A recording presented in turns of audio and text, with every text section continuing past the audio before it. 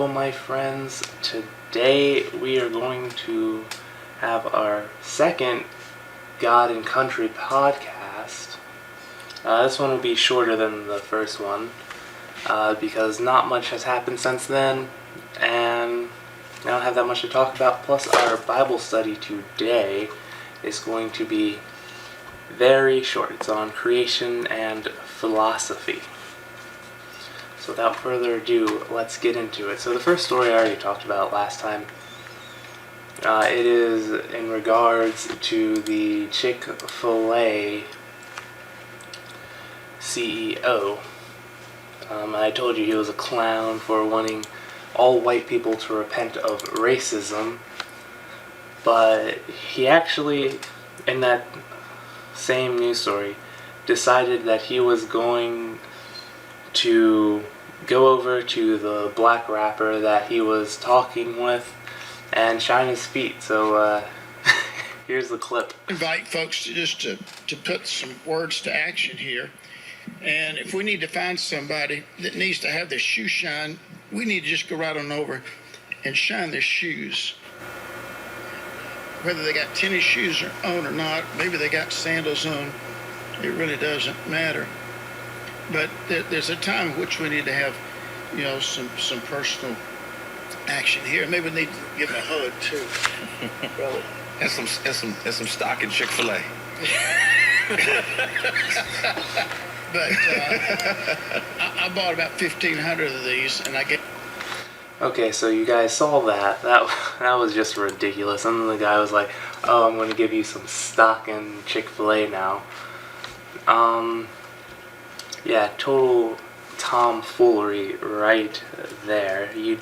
If you're not racist, then you don't need to do that. And repenting of your sins is between you and God, and doing it no longer. So as long as, if you are racist and you're, repenting of that, then that means just actively not being racist, not pandering like this guy right here. So the next video, or not next video, but the next story we have to talk about is about a Virginia sheriff who apologized to a black pastor who was arrested after pulling a gun in self-defense. Law enforcement in Virginia apologized to a black Christian pastor who was arrested after calling 911 and pulling his illegal firearm against a group of white people who now face hate crimes and assault charges. This was in Shenandoah County. This was completely unjust, and he deserved an apology because he is using his Second Amendment rights to defend himself. But of course in Virginia the Second Amendment rights are being attacked and undermined, as well as some First Amendment rights. That's a story for a different time. He said, the pastor said, "Being threatened and fearing for my life, I took and felt compelled to pull my legal concealed weapon to save my life. And when I did that, finally these individuals backed up long enough for me to call 911. McCrae recounted, recalling it a very traumatic experience.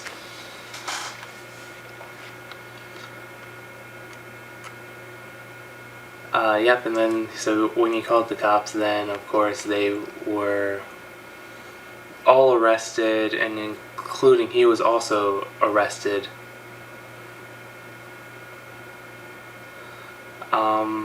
So, yeah, that's just a ridiculous story. I'm glad everything got resolved. I'm glad they apologized. That's something that you should have apologized for in the first place. Let's look at the next story. House Dem claims religious liberty is a bogus term, pretext for discrimination. Representative Sean Patrick Maloney, New York Democrat, accused conservatives of using the bogus term religious liberty in order to hide their desire to discriminate. He continues, We know that Neil Gorsuch is a supporter of so-called religious liberty, which is a bogus term. It is actually some sort of pretext for discrimination.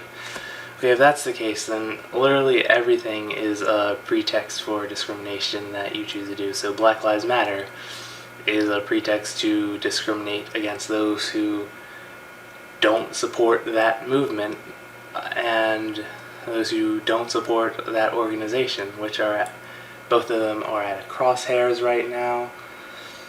And like everything humans do is like discrimination. Like say, oh, we only want family here. That's discriminating against literally anyone who's not your family to show up to like some barbecue or something. People discriminate. That's just an irrelevant argument from them. And that's all the news that I want to talk about today. But so next is a piece of life advice.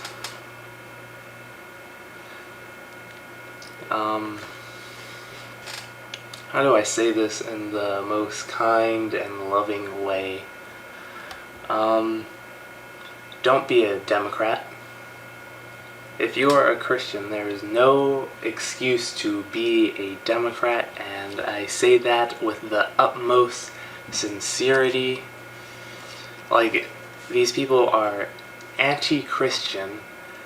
There was some shooting at a church on Easter a couple of years ago, and Obama and Hillary Clinton, who was running for president at the time, refused to say that they were Christians and rather said that they were Easter worshippers, and those tweets are still up right now. And I'm going to list some acts of hostility towards people of biblical faith from the Obama administration alone.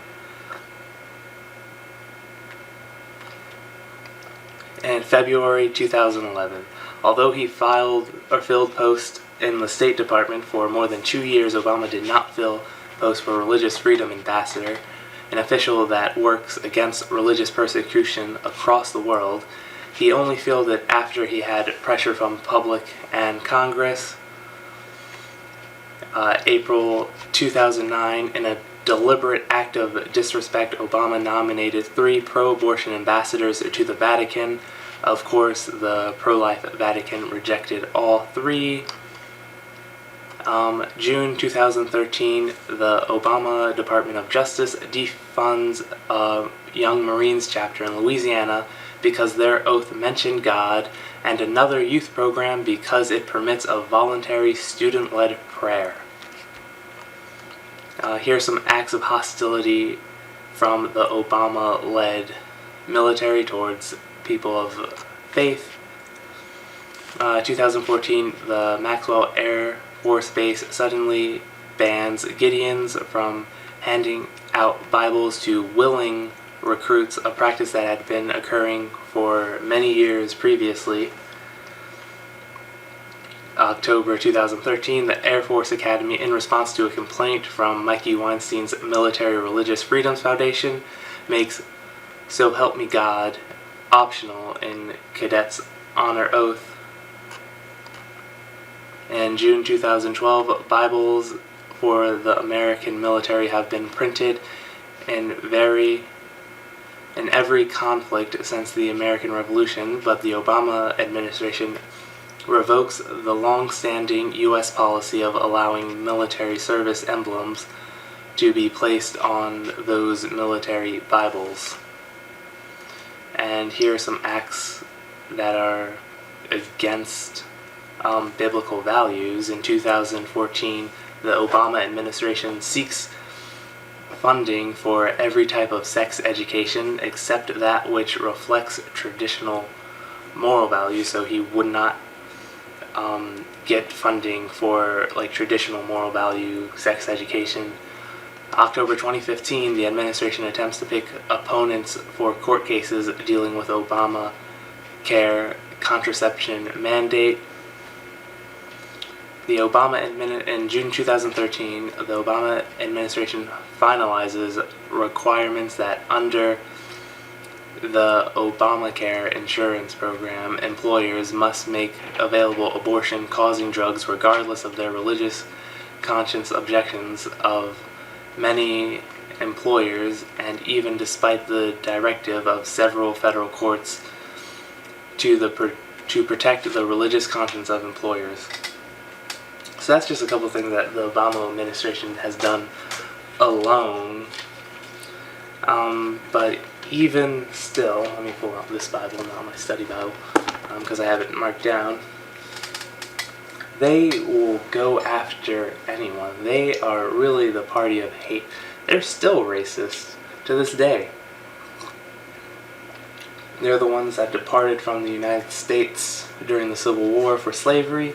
They're the ones that voted against the Civil Rights Act. And they're the ones now white knighting for black people because they feel as though they are superior to them, and which of course we know to be false.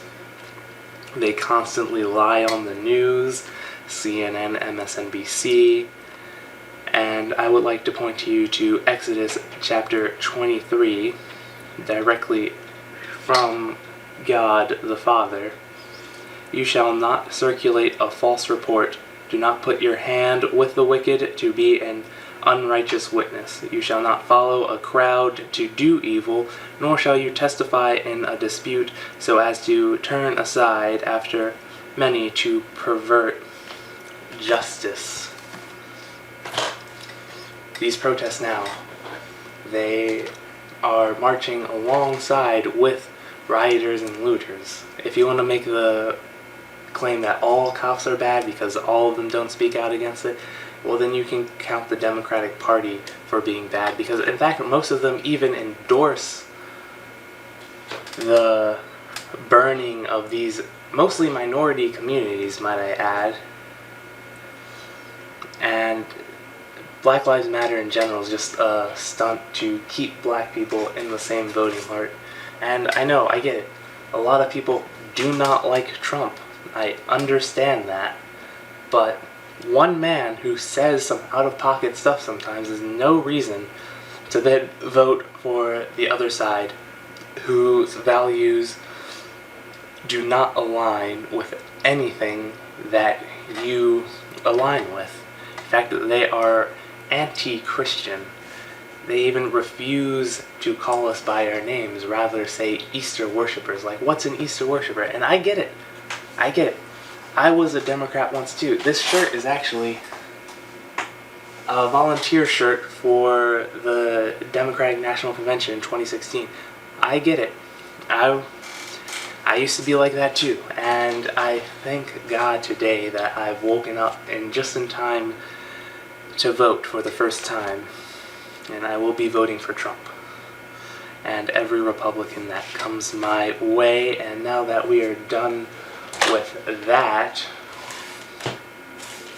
let's get into the Bible study, which will be very, very, very, very, very short.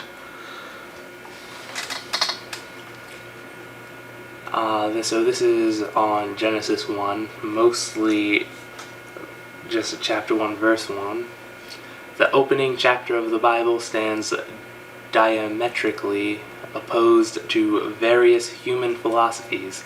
In regard to these popular human theories, the believer takes his stand not on the shifting sand of human opinion, but on the bedrock of the Bible.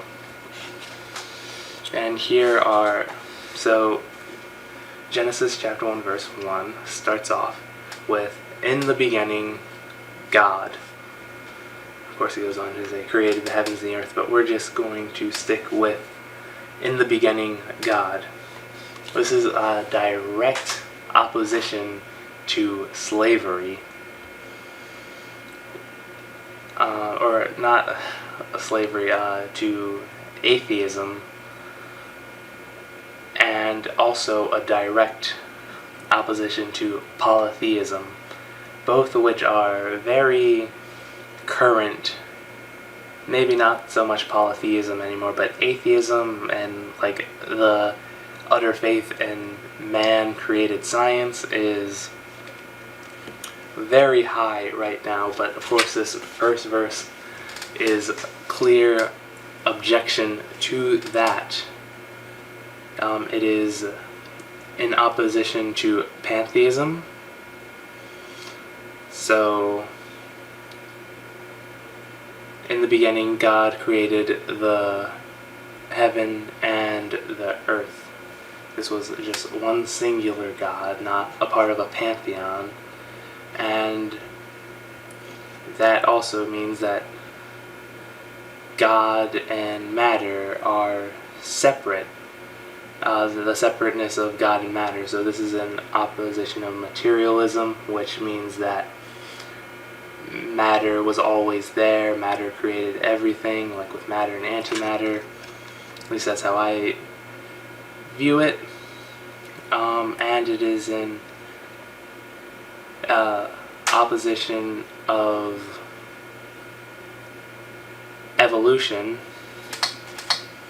So he says that humans were made in his own image, and the animals were made according to its kind.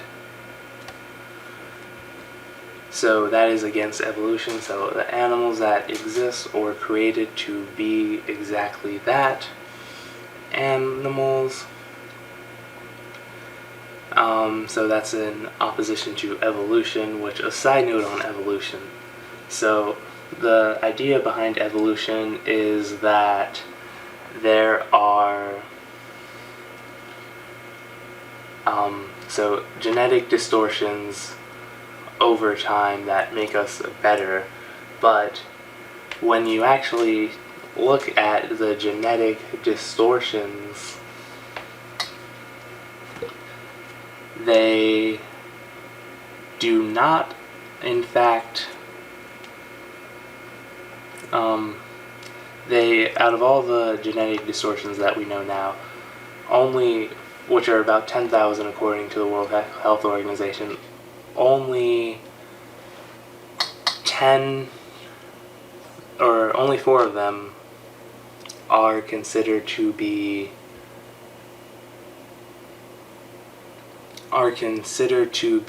helpful, and one of those is sickle cell, which is as deadly as malaria, which it also prevents. And it's the common mistake, but you cannot get more information out of distorting information. You only get less information. So the idea of evolution by itself is just absolutely ridiculous. It's in opposition to naturalism, which means everything created naturally. Matter is not eternal, nor is man a machine. We have our souls, we have our spirit, we have free will. It's in opposition to existentialism, and God said 10 times, and God saw 7 times. The evening and the morning were 6 times, and it was so, once in verse 30.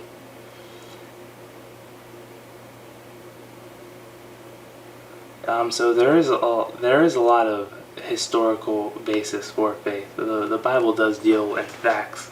For example, the Exodus happened where the city of Ramses was, but underneath Ramses was Avaris, so that is the actual town where Joseph lived, and then that's where the Jews were enslaved. But yeah, so the first verse or the first chapter as a whole, but the first verse specifically, already disputes every other philosophy or man-made theory out there. And that's all we have for that. So now we're going to get into the person of the week, which I may change to the person of the day, or the person whenever I feel like it, when I feel as though someone deserves recognition. And today, the person that deserves recognition is the